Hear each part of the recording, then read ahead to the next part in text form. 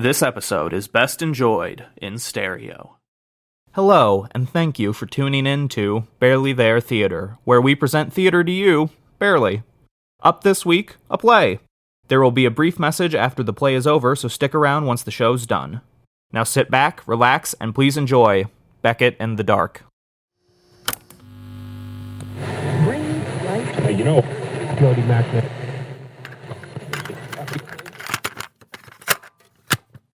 Paris, France, August, 1942.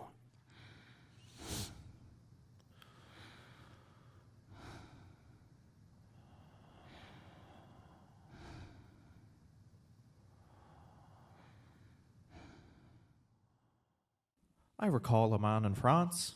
We had turned off the Avenue d'Orleans down into Cour de Vai.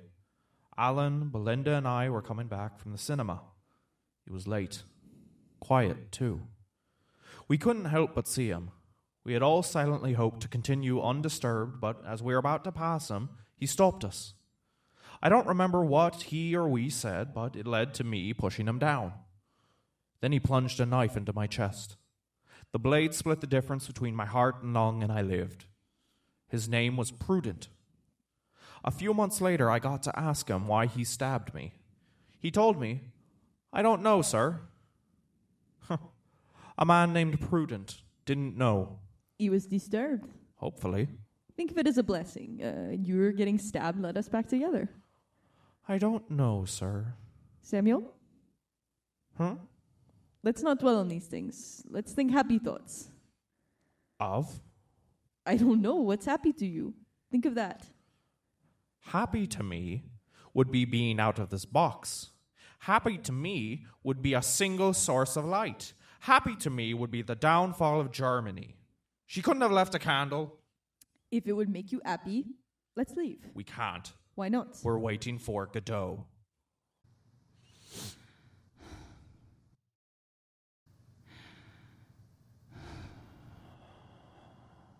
Do we know when he'll get here? If we do, you haven't told me.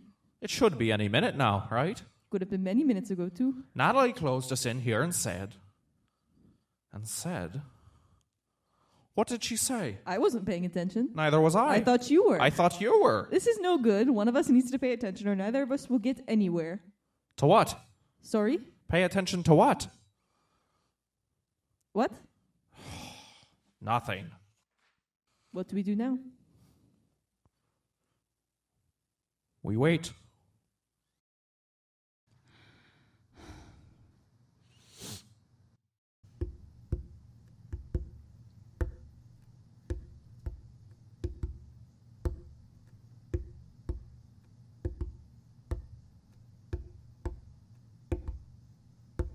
Let's pass the time. How do you propose we do that? We could tell jokes. We could. Do you know any? I do, but none come to mind. There once was a man in Nantucket, Or riddles, perhaps. said the writer. What then? If no jokes come to mind and riddles are unavailable... Undesirable would be more apt of a word. Who's the writer now? That's not writing, that's editing. You don't create, you just improve. Someone has to. Why not do both? You tell me. You're the one who said unavailable when you meant undesirable. I meant what I said. You used the wrong word because you saying unavailable makes it seem like riddles are out of reach. But that's not the case. Riddles are available to us, we just don't want them because cultured people don't know riddles. When was the last cocktail party you swapped riddles at? I can't remember the last party I attended.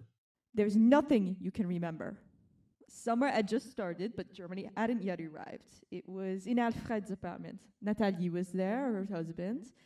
All of us together, sharing some drinks before the end of the world, and we didn't even know the difference. The windows were open, and the breeze blew through. I can see her smile through the smoke as you laugh at a joke. We were all happy. Didn't someone spill a drink on me? You spilled your drink on me. That's right. I'm sorry. It's funny to remember. It was funny at the time. You just don't have a sense of humor. I do too.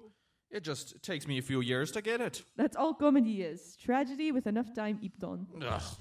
What's wrong? I just need to get comfortable. There's nothing to be done. It's impossible.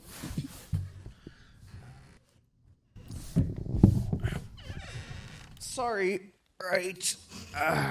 There. Isn't that better? No. You don't think so? No. Nor do I.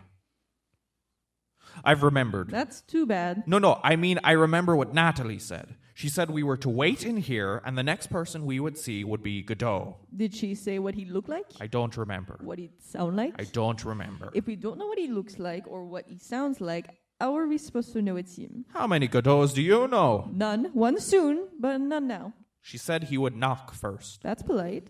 No, she said it would be a pattern. Like a song. Or was it a certain number of times? What's the difference? It was definitely a pattern. What's the difference?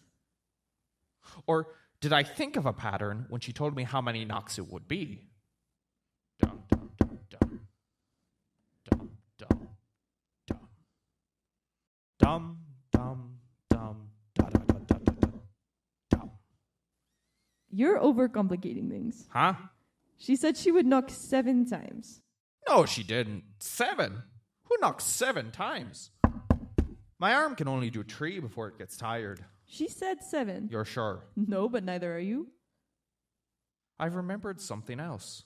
She said he would be here at nightfall. I thought she said he would be here tomorrow. No, he'll be here at night. How are we supposed to know if it's day or night? He should have been here by now. I suppose there's the sensation of night. He'll be here at any moment. I'm hungry and a little grouchy. It must be dusk or dawn, Will night never come? said the man in the dark.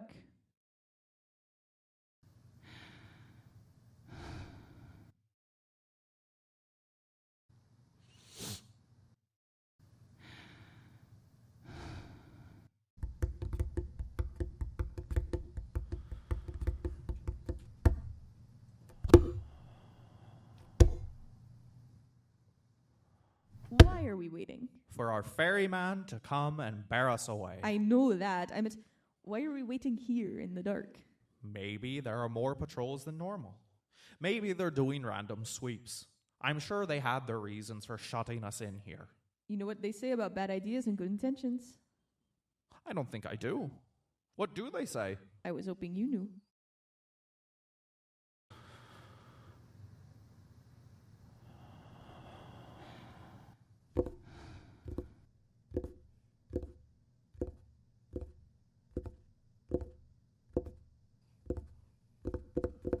And we resume the struggle. We could play a guessing game. Where I know the answer and you guess, or the opposite? Neither. We guess together. Where's the fun in that? Neither of us know the answer. It's the joy of not knowing. Pick a question. How long do you suppose we've been down here?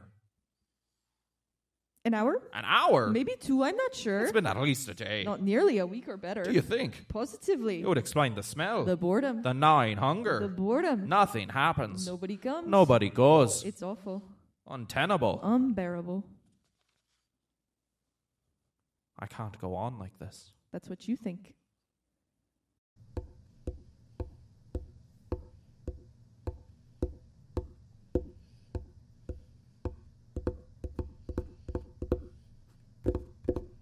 This is the longest hour of my life. So far.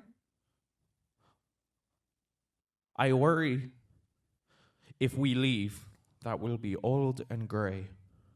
Our lives will have been wasted here in the dark, and there will be no time before us, only behind. And we'll have thoughts of millions of years ago when we were happy and had the sky above us, hand in hand on top of the Eiffel Tower.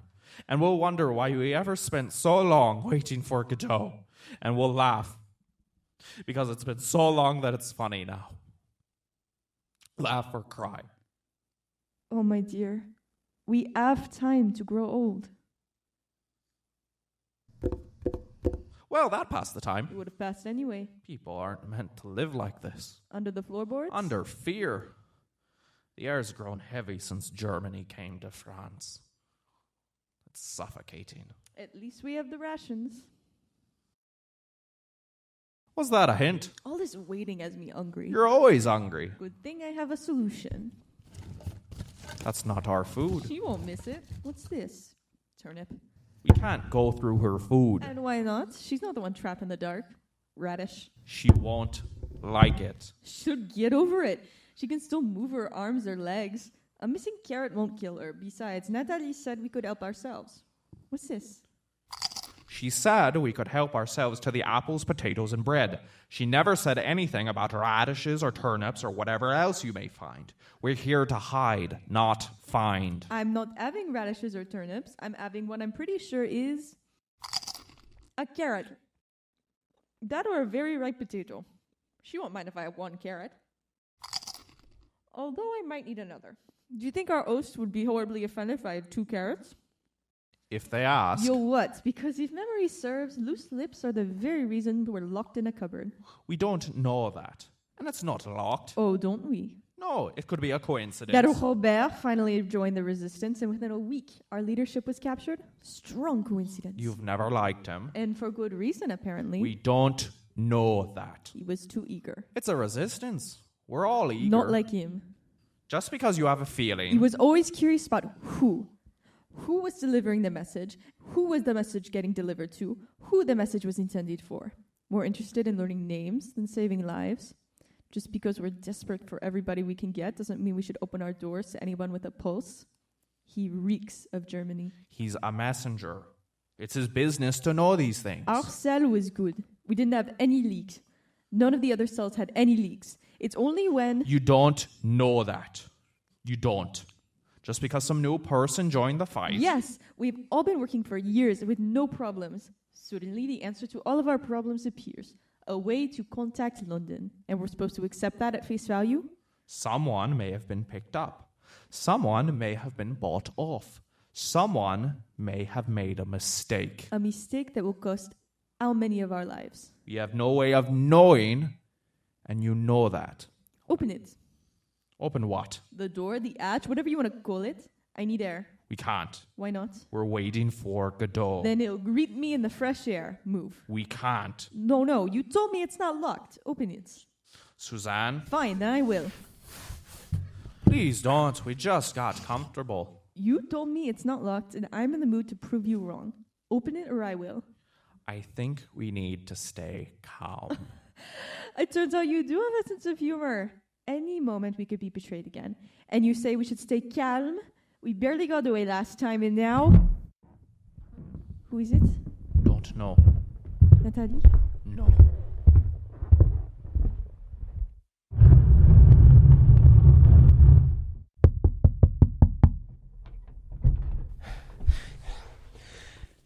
I was followed. Make no sound.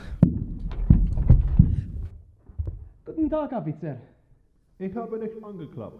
Ich hoffe, es macht Ihnen nichts aus. Kein Problem, Officer?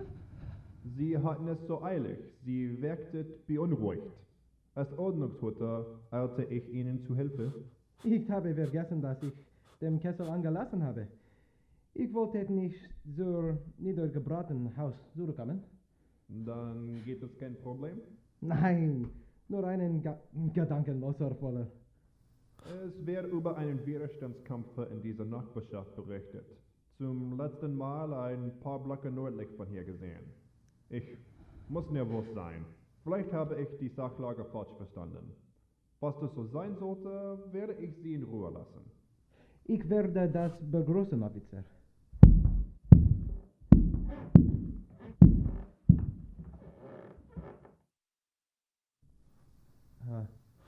Ja, Officer?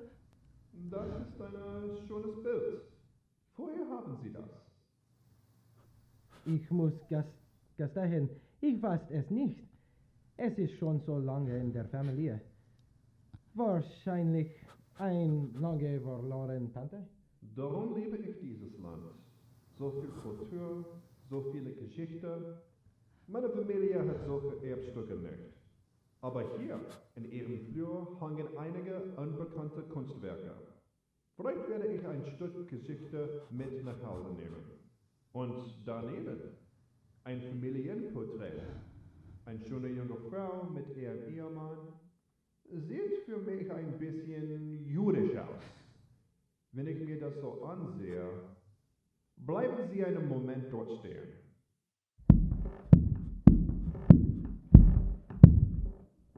Sie sind nicht auf dem Foto. Das bin ich. Das sind Sie? Ja, Ich frage noch einmal und betone, Ich mag es nicht, angelogen zu werden. Sind Sie das? Ich bin groß jetzt. No, s'il te plaît.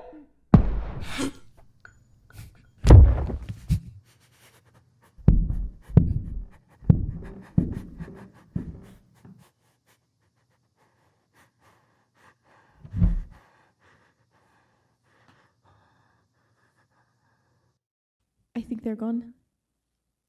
I agree. Well, shall we go? Yes. Let's go.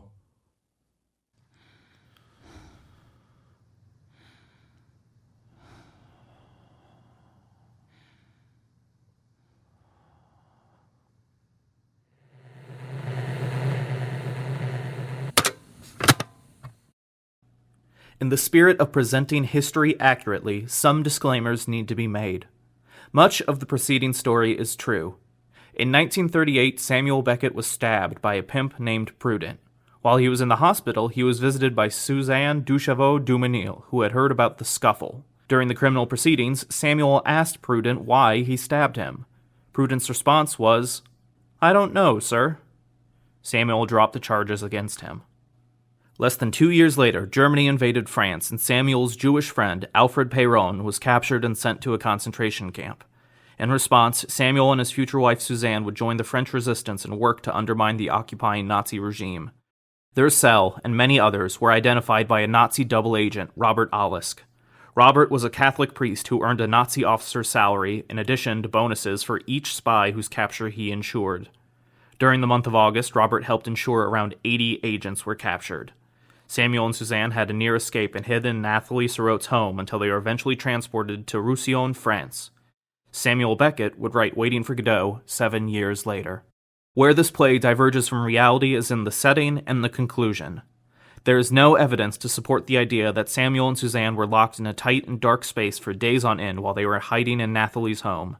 Furthermore, there is no evidence to validate the existence of a man named Godot, nor his execution in the parlor. Thank you for listening to this month's play. The goal of Barely There Theater is to create plays and entertainment for people free of charge, anywhere they want, anytime they want. Subscribe to us for mostly weekly updates with new audio plays, rehearsals, and whatever else might come up. We do ask that if you liked what you just listened to, consider donating to us at our website, barelytheretheater.com. And if you're in a position where you can't afford to donate, that's okay too. Consider passing this episode along to someone who you think will enjoy it. Get a hold of us at our email address, feedback@barelytheretheater.com, or leave a comment below if you're listening on YouTube. Tune in the upcoming weeks for a behind-the-scenes look at the rehearsal process of the play you just listened to, where you can hear the growth, bloopers, and whatever tangents we may spiral off into. Once again, thanks for listening to Barely There Theater.